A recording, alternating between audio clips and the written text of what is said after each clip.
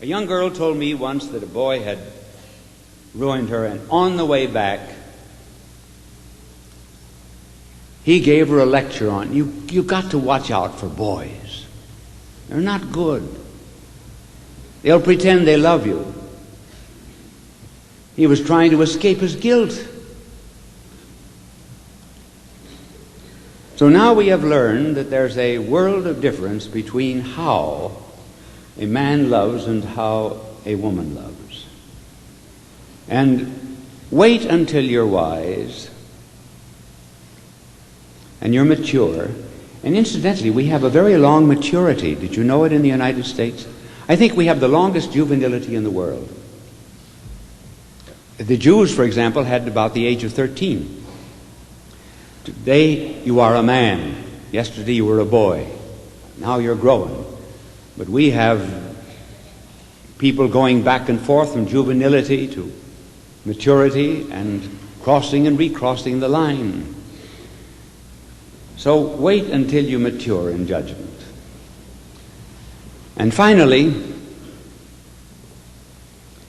you will often hear among yourselves, boys and girls talking and say, I don't believe anymore. I'm an atheist. Or I just can't believe in God and the like. Do not argue with them. I will give you a rule that will help you very much in life. Never pay very much attention to what people say. Pay attention to why they say it. What are they covering up? I was instructing a stewardess on an international airline. And I got up to the subject of confession, and she said, now I'll never go to confession after hearing this instruction. I refuse to become a Catholic.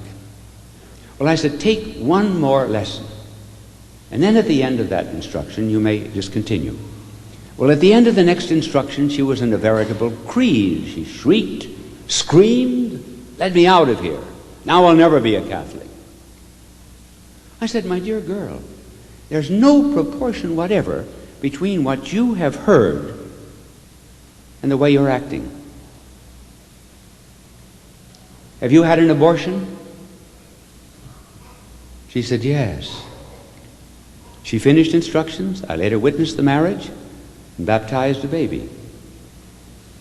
Do not pay attention to what people say. Why do they say it? Why was she attacking confession? It was her way of escaping her inner guilt, blaming it onto the sacrament.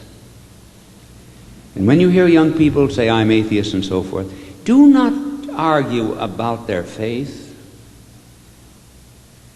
Look into their morals. How are they living? That's the important thing. And hence our blessed Lord said, blessed are the clean of heart, the pure of heart, for they shall see God. Purity gives us vision. If the window is dirty, the light cannot come in. If our morals are bad, then the faith and the light of God cannot come into us. So keep yourselves clean. Now, you're wonderful young people. And I trust that the Holy Spirit will inspire you to recall some of the things that I've talked to you about today. I've been very frank. And I assume your goodness, and that you'll always be good. And for you girls, may I say that there is such a thing as the apostolate of beauty. The apostolate of beauty. Do not be ashamed to think of that.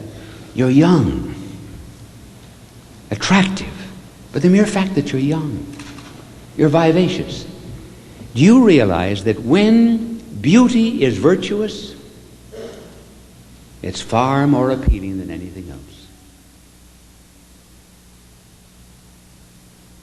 You recognize that I have power. The good Lord has given me the power of word, but He's given to you this other power.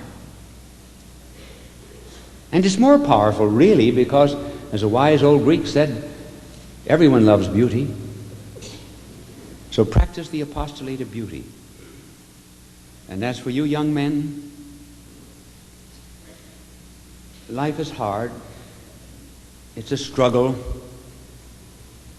But the Lord will not be failing in His goodness to you. And now with that, I conclude, because I don't want to keep you any longer, and I will finish with a story about a priest who was talking on the 12 minor prophets. There are 12 minor prophets in the Old Testament. And he had talked for an hour and 45 minutes and had finished only 3. He saw the audience was getting a bit tired. And so he introduced the next one with some degree of histrionics. And he said, and now, where shall I place Habakkuk? Someone got up in the back of the hall and said, he can take my seat.